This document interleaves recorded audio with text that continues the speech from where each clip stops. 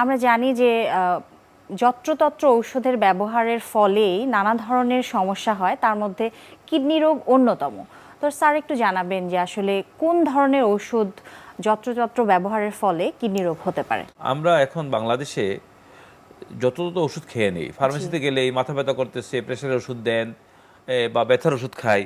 এটা যে কি পরিমাণ ক্ষতিকর এবং এটা একটা একেবারে মহামারী হিসেবে দেখা গিয়েছে। একেবারে আমরা প্রায়ই আমাদের হাসপাতালে চেম্বারে রোগী পাই যেগুলো খেয়ে দেখা যায় যে তারা ব্যথার ওষুধ খেয়ে আসছে, কিডনি খারাপ, অথবা দেখা যায় যে কোনো কোনো ক্ষেত্রে অ্যান্টিবায়োটিক খেয়েছে, কিডনি খারাপ।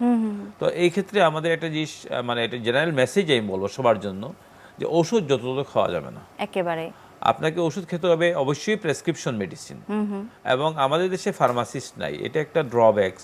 যে বাইরের দেশে ফার্মাসিস্টরা ওষুধ ঠিক করে দেয়, বলে দেয়। আমাদের দেশে আসলে ওই রকম মানে ফার্মাসিস্টের এই যে একটা যে পদ নিয়ম আসলে পদ এরকম নাই। নাই।